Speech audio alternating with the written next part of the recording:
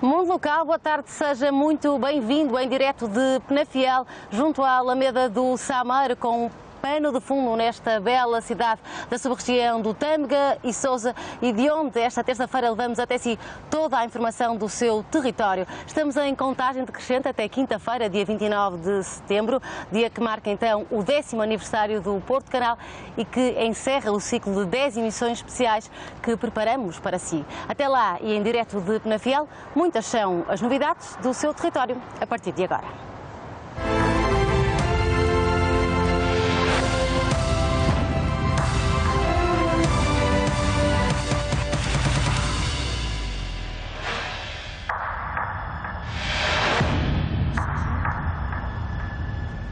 Pergunte ao Presidente então o nome da rubrica que todos os dias, durante essas emissões especiais, leva até si as questões dos municípios de cada concelho por onde passamos. Hoje, em direto de Penafiel, a nossa equipa de reportagem saiu à rua e ouviu uma questão relacionada com o valor da taxa de IMI neste concelho do Tâmega e Sousa. Porque é que a gente paga tantos IMIs sem ter possibilidades para pagar? Porque por vezes a gente dá os últimos tostões para pagar o IMI e é isso, porque a vida está muito cara. Você considera que a taxa em Penafiel é muito elevada? Exatamente. Considero que a taxa que está muito cara. Agora a atualidade para lhe dar nota de um trabalho da investigadora Liane Costa, que venceu um prémio num valor de 20 mil euros à custa de um trabalho relacionado com a obesidade infantil. De acordo com este estudo, há uma relação direta entre a obesidade infantil e o facto das mães fumarem durante a gravidez. Foi entre aplausos que Liane Costa recebeu o prémio Banco Carregosa e Secção Regional Norte da Ordem dos Médicos. A jovem investigadora, que este ano terminou o internato de formação específica em pediatria no Hospital de São João, decidiu avaliar 300 crianças entre os 8 e os 9 anos para perceber o impacto da obesidade no rim e na vasculatura de pré-adolescentes. Sabemos que a obesidade é um fator de risco e de progressão da doença renal. Em crianças, este assunto está muito pouco estudado e nós achamos que era de facto um tema importante e uma área que era importante explorar. Foi a primeira edição da entrega de prémios que pretende distinguir a investigação clínica em Portugal.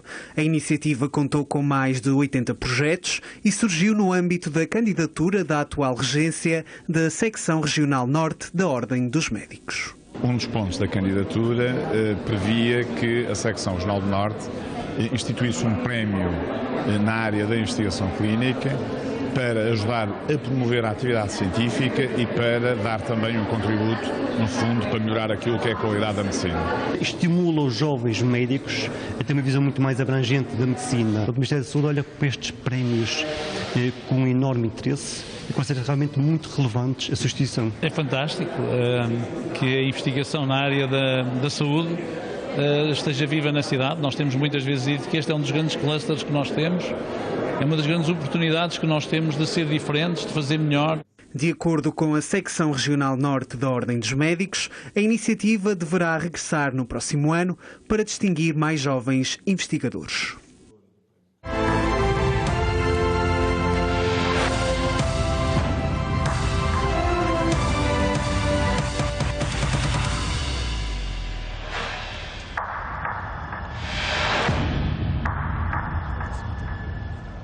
É também da área da investigação científica, uma das faces mais reconhecidas em todo o mundo de Penafiel. Chama-se Pedro Ferreira e há anos que se dedica à investigação do combate da malária. Teve mais de 10 anos fora de Portugal e agora regressou para mais um trabalho relacionado então com o combate à malária. A apresentação é feita pelo próprio. Sou um penafidelense, acima de tudo. Nasci aqui em Penafiel, no centro da cidade, de que me orgulho muito. Estudei em Bragança, Engenharia Biotecnológica, e a minha particularidade é ter passado a maior parte da minha vida adulta fora do país, a estudar, a viajar. No total foram 12 os anos que o agora investigador Pedro Ferreira passou fora do país. No estrangeiro, doutorou-se em Ciências Médicas e foi várias vezes reconhecido pela investigação no combate à malária. Eu saí com uma vontade enorme de conhecer, de aprender, e de repente, quando dei por mim, estava a fazer um doutoramento em Estocolmo, na Suécia, e no Instituto Karolinska. E a partir daí, quando se junta uma instituição deste calibre, depois as coisas tornam-se mais fáceis. Agora, em Portugal, Pedro contou-nos as aventuras, mas também como estão atualmente os tratamentos no combate à doença e lança alertas. Tem risco de expansão e nós no mundo dito ocidental, civilizado, que já erradicámos a malária há algumas décadas, não estamos em risco de contrair epidemias, e é sempre preocupante, e temos que, uma parte da investigação vem nesse sentido, as pessoas percebem, não só os cientistas, mas os responsáveis de saúde pública, que é importante ter a malária debaixo do olho e continuar a seguir investigando. E foi a investigação que fez Pedro Ferreira regressar a Portugal. Estava em Singapura quando concorreu ao programa investigador da Fundação para a Ciência e Tecnologia, tendo ficado em primeiro lugar numa lista com mais de 1.400 candidatos de todo o mundo. É uma motivação muito grande, acima de tudo é uma motivação, e é com orgulho que vejo mais isso não como uma medalha, mas como um desafio muito grande de, nos próximos anos, demonstrar que realmente mereço ficar em primeiro e mereço voltar a Portugal. E é em Portugal, mais concretamente em Braga, nos laboratórios da Universidade do Minho, que Pedro Ferreira vai continuar a fazer investigação. Depois de 12 anos fora e de passagens por países como Suécia, Japão, Tanzânia, Quénia, República Dominicana e Singapura, entre outros, para combater a malária, este investigador regressou finalmente ao país que gosta e à cidade onde se sente bem. Da ciência para um mundo melhor no que à cultura e à pedagogia diz respeito. Estamos então em direto de Penafiel, na Alameda do Sameiro, com um pano de fundo desta bela cidade da sub-região do Tâmega e Sousa, para agora iniciarmos a nossa habitual conversa aqui no Mundo Local, na companhia de José Ferreira Gomes, ele que é presidente da Fundação SPES, assim que se refere? SPES, muito bem. Antes de mais, seja muito bem-vindo aqui ao Mundo Local. Obrigado por nos receber nesta cidade que é sua, de onde é natural de resto. Que é a minha cidade, com muito prazer, cidade de Penafiel, uma velha cidade, criada com o título de cidade no século XVIII e que hoje nos recebe aqui com esta bela linha de telhados que se mantém, e neste Santuário de Sameiro, uma pequena capela medieval que seguiu a sua evolução e que no século XX adquiriu esta traça. Exatamente, nos finais do século XIX, início do século XX, começa todo construída esta coluna, este jardim, este parque e a capela que está para nos receber.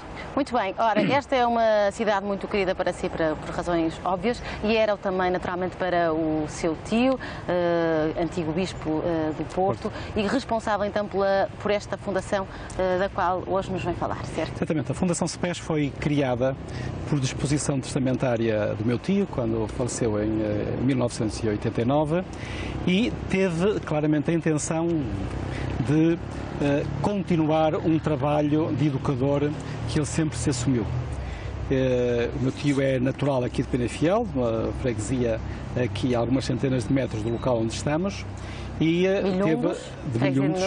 teve a sua experiência de vida na sua infância aqui em Milhundos, depois saiu para estudar primeiro no Porto, depois em Roma, e depois foi bispo primeiro de Porto Alegre e Castelo Branco e, por fim, do Porto ao longo de muitos anos. E Dom António Ferreira foi uma figura muito importante, naturalmente, para a Igreja, mas não só, saindo dessa fronteira, evidentemente também na relação e na carta que escreveu, conhecida a Salazar, portanto, uma figura que foi para além da função da Igreja. Ele é muito conhecido do público em geral por esse momento que, como sequela das eleições de 1958, veio a apresentar um documento preparatório de uma entrevista que lhe tinha sido prometida pelo então ditador Salazar, e essa carta veio ao público e causou na altura uma celeuma, um trauma social que hoje é difícil de imaginar.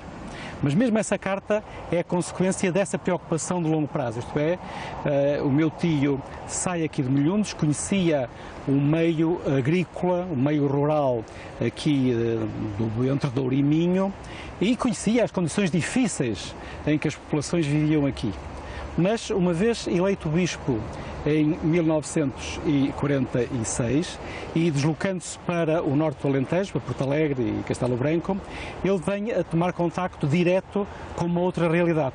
A realidade de um proletariado agrícola em situação muito difícil e é, de alguma maneira, numa exegese histórica, é daí que nascem as preocupações com a sorte dos nossos habitantes do mundo rural e é isso que ao longo dos anos 50 ele vem desenvolvendo e vem construindo um percurso em que a Igreja se procura afirmar com autonomia em relação a um Estado que mantinha um conservadorismo de anos 30. Atualmente, o que é que esta Fundação defende? Várias palestras, vários colóquios? Exatamente. A Fundação CEPES...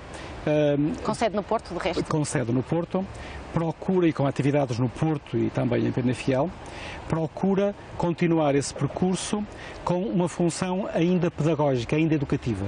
Como dizia o meu tio, sempre se viu como educador, primeiro no seminário de Vilar, depois como bispo em Porto Alegre e no Porto, com uma interação fortíssima com todo o meio da cultura, com todos os personagens da cultura, uma interação que depois lhe deu uma capacidade também de intervenção muito forte a seguir ao 25 de Abril, como os mais velhos se lembrarão.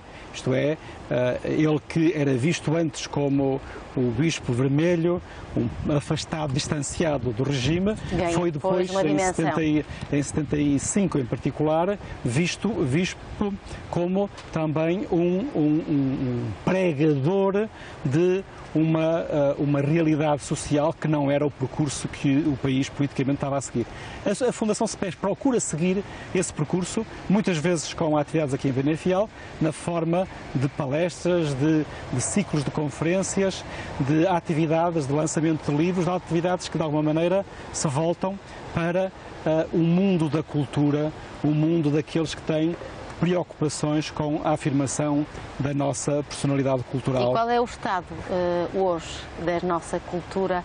O que é que o seu tio gostaria que fosse feito, que ainda é preciso fazer nesta Fundação e de uma forma mais abstrata também? Seguramente que ele quereria, e a Fundação procura com os seus meios limitados fazê-lo, quereria que uma cultura que hoje é naturalmente muito preocupada com o pendor tecnológico que todos nós, eu em particular, somos agentes, profissionalmente, digo, mas com uma cultura que ligue esse lado tecnológico, esse lado de preocupações também sociais, a um lado de visão mais distanciada do mundo, visão mais distanciada de toda a cultura ocidental, de toda a cultura da humanidade, que na tradição da nossa escola e do nosso sistema educativo fica um pouco esquecido. Então é essa preocupação de maior profundidade que nós procuramos. Muito bem, José Ferreira Gomes, ficaríamos com certeza muito mais tempo à conversa, mas infelizmente o nosso tempo é escasso. Muito obrigado, fica o convite para voltarmos a Penafiel. Muito bem, muito obrigada, foi um gosto estar consigo aqui no Mundo Local.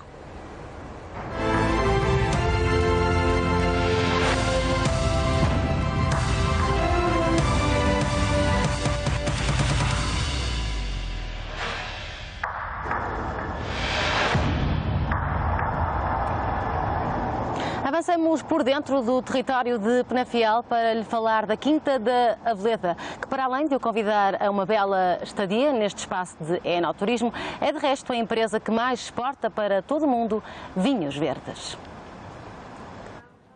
É talvez a empresa com maior destaque da Penafiel, reconhecida pela qualidade dos vinhos. A Aveleda é atualmente a maior exportadora de vinho verde do mundo. Foi um trabalho acumulado que permitiu chegar onde estamos hoje em dia. Portanto, a experiência adquirida associada a práticas de gestão sempre atualizadas permite, obviamente, com as coisas correndo bem, permite chegar a estes valores. Valores das exportações que chegam aos 70% do total de volume de negócios. Gerida pela família Guedes desde 1870, a Aveleda possui mais de 200 hectares de vinhas. O vinho verde aqui produzido chega aos 4 cantos do mundo e por isso a marca é referência em todo o lado, mas nem isso traz menos desafios para a geração que comanda os desígnios. da empresa. Eu diria que os desafios que provavelmente a geração do meu pai teve e dos meus tios foram os mesmos desafios que nós temos hoje em dia quando queremos abordar mercados que são novos para nós. Quando falamos, por exemplo, da Rússia, da Austrália, alguns países da América do Sul, dos países da Ásia, de certo modo, aquilo que encontramos hoje, as dificuldades ou as barreiras que encontramos, tem muita semelhança com as barreiras que tinham mercados que hoje em dia são maduros, como a França, a Alemanha, os Estados Unidos, mesmo o Canadá, que na altura tinham. Os verdes aqui produzidos destacam-se e combinam com uma outra referência da Quinta, o património, que, envolto nesta paisagem única, é motivo de atração de milhares de turistas.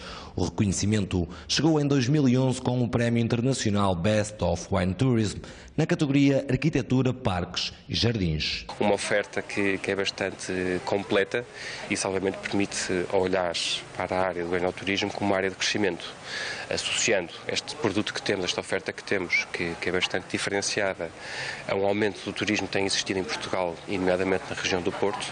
Obviamente que o enoturismo passa a fazer parte da nossa estratégia de crescimento. A oportunidade foi agarrada e por cá passam anualmente mais de 20 mil visitantes. Números que, a juntar aos milhões de litros de vinho verde vendidos, oferecem um futuro risonho para a Veleda. Mas nem isso retira a ambição de fazer cada vez mais. Crescer na exportação, atingir novos mercados, mas também pensamos, obviamente, outras regiões de Portugal. Investimos recentemente na aquisição de uma quinta no Douro, portanto queremos reforçar o nosso negócio na área dos vinhos do Douro, nos vinhos tintos, que é um ponto que neste momento a Veleda não é um ponto forte. O essencial, 95% das nossas vendas são vinhos brancos. Portanto, queremos reforçar a nossa presença noutras áreas, no tipo de vinhos que não o vinho verde. Um futuro de desafios. Para já, o vinho verde domina as atenções dos responsáveis da Veleda, a empresa que faz chegar o nome de Penafiel a todo o mundo. Fazemos agora um pequeno desvio no mapa até Baião, onde decorreram as Jornadas Europeias do Património. Durante 3 dias, especialistas das mais diferentes áreas apresentaram investigações arqueológicas relacionadas com o conjunto patrimonial da Rota do Românico. É um dos símbolos da história do concelho de Baião.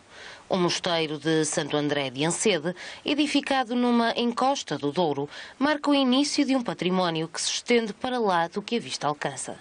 Nos últimos anos, muitos trabalhos de investigação têm sido desenvolvidos em torno deste mosteiro para descobrir a totalidade da sua história. Por isso, o município associou-se às Jornadas Europeias do Património e, durante 2 dias, especialistas nas mais diversas áreas juntaram-se para uma reflexão em torno deste património único. É um mosteiro bastante importante para o desenvolvimento da região, é um ponto de referência, o Couto de Ensede, e por isso mesmo é também no conjunto das freguesias aqui do concelho, aquela que no século XVI, por exemplo, representava o segundo núcleo de população de todo este concelho. O passar dos anos e a falta de obras de preservação deixaram marcas no complexo do mosteiro.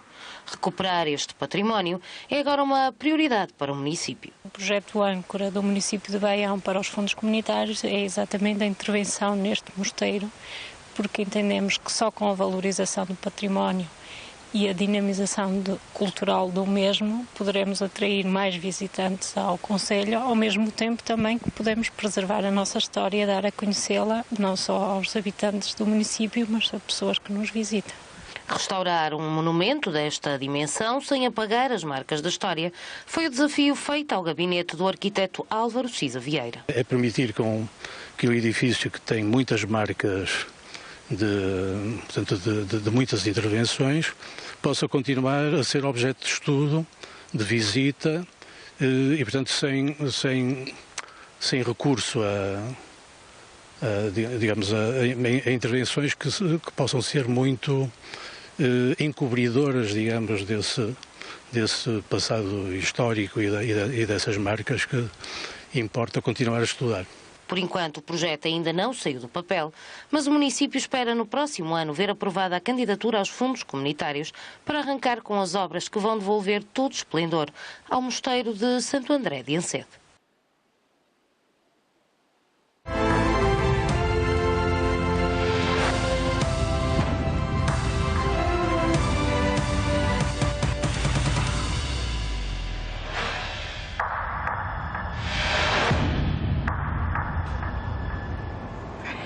início deste programa tivemos a oportunidade de ouvir uma questão relacionada com o valor do IMI aqui no concelho de Penafiel. Tempo agora de recuperarmos essa pergunta e ouvirmos a resposta do autarca local. Porque é que a gente paga tantos IMIs sem ter possibilidades para pagar? Porque por vezes a gente dá os últimos tostões para pagar o IMI. E é isso, porque a vida está muito cara. Ou seja, considera que a taxa em Penafiel é muito elevada? Exatamente. Considero que a taxa está muito cara. Olha, eu acho esta questão extremamente pertinente, mostra que de facto os nossos concidadãos estão cada vez mais sensíveis para as questões de natureza fiscal e mostra também que a carga fiscal no nosso país que é muito elevada e as famílias sentem-se asfixiadas com essa mesma carga fiscal. Mas no que diz respeito ao IMI, aqui em Penafiel, não é justo que se diga que a taxa é alta, porque efetivamente não corresponde à verdade. Aqui em Penafiel temos a taxa mais baixa que a lei nos permite, que é 0,3. Aqui na região, julgo até que o município de Penafiel é o único que tem essa taxa no mínimo que a lei permite. Mas além de termos a taxa mais baixa, no 0,3, fomos um dos primeiros municípios do país a aplicar um desconto de 20% para as famílias com 3 filhos ou mais. O ano passado, o Orçamento de Estado introduziu essa inovação e logo aqui no nosso município de Penafiel a acolhemos, introduzindo então esse desconto de 20% para famílias com 3 filhos ou mais. E este ano, com a alteração que a lei trouxe, o desconto já não é de 20% para essas circunstâncias de famílias com 3 filhos ou mais, é um valor fixo de 70 euros e posso dizer-vos também que está já aprovado para se aplicar no próximo ano um desconto de 70 euros relativamente aos agregados que tenham 3 filhos ou mais e que residam aqui no nosso município de Penafiel. Portanto, aqui em Penafiel aplicamos a taxa mínima do IMI que a lei permite, aplicamos também esse desconto para as famílias com 3 filhos ou mais e no início deste ano pudemos fazer uma revisão aos coeficientes de localização para que, por essa via, os imóveis pudessem também ser menos valorizados. E, portanto, as condições em termos de IMI no concelho de Penafiel são o melhor que é possível face ao quadro legal existente. E dizer apenas que os agregados mais carenciados, com rendimentos inferiores a um rendimento anual, julgo que na ordem dos 13 mil euros e com imóveis cujo valor também não ultrapasse um valor que eu julgo que anda na ordem dos 65 mil euros, estão isentos, automaticamente isentos. Não precisam sequer de fazer nenhum requerimento a solicitar essa isenção. E, portanto, é este o quadro legal que temos e aqui em Penafiel, dentro do quadro legal disponível, criamos as melhores condições para as famílias penafilenses. Encerra assim o Mundo Local desta terça-feira em direto de Penafiel, junto à Alameda do Sameiro. Aproveitando também esta oportunidade para agradecer a todos que nos acompanham aí em casa e a todos que estão do lado de lá da Câmara, a nossa equipa técnica, os nossos produtores que nos ajudam a construir e a fazer possíveis estas emissões especiais. Estamos então em contagem decrescente até 29 de setembro. Fique bem, fique a bordo do canal. We'll be right